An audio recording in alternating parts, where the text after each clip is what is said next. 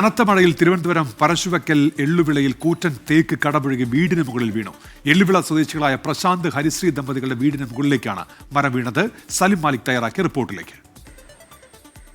തിരുവനന്തപുരം പാറശാല പരശുവയ്ക്കൽ എള്ളുവിള എന്ന സ്ഥലത്താണ് ഞാൻ നിൽക്കുന്നത്. ഞാൻ ഈ നിൽക്കുന്ന സ്ഥലത്ത് പ്രശാന്ത് ഹരിശ്രീ ദമ്പതികളുടെ വീടിന് മുൻപിലാണ് നിൽക്കുന്നത്. ഇന്നലെ രാത്രി വീശിയടിച്ച ശക്തമായ കാറ്റിലും അതിശക്തമായ മഴയുമായിരുന്നു ഈ മേഖലയിൽ ഉണ്ടായിരുന്നത്.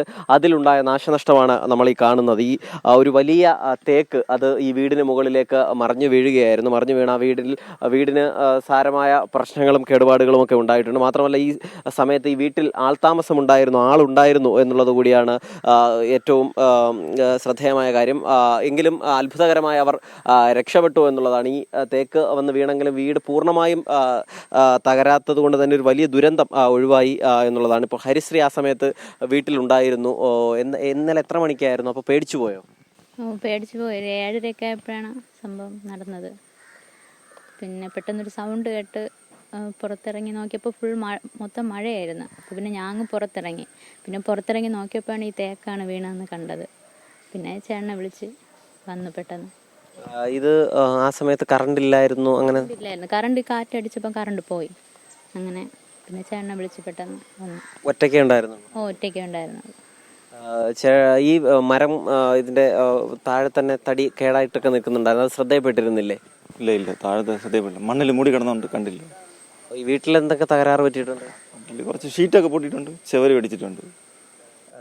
അതായത് ഈ പ്രദേശത്ത് നമുക്ക് ഇവിടെ നിന്ന് തൊട്ടപ്പുറത്തേക്ക് നോക്കിയാൽ കാണാം. നമ്മളിവിടെ നിൽക്കുന്നിടത്ത് നിന്ന് തന്നെ ഒരു മരം, അത് കുറച്ച് ദിവസങ്ങൾക്ക് മുൻപ് ഇതേപോലെ കാറ്റിൽ മറിഞ്ഞു വീണതാണ്.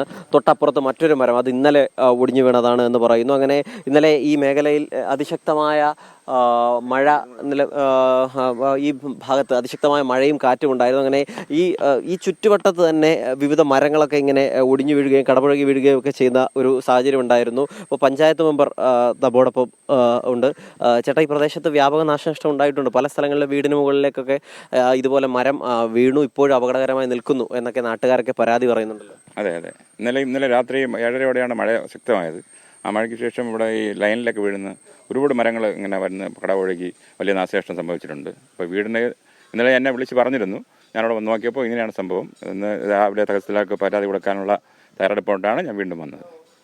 ഏതായാലും ഇന്നലെ ഈ പ്രദേശത്ത് പോയ കറണ്ട്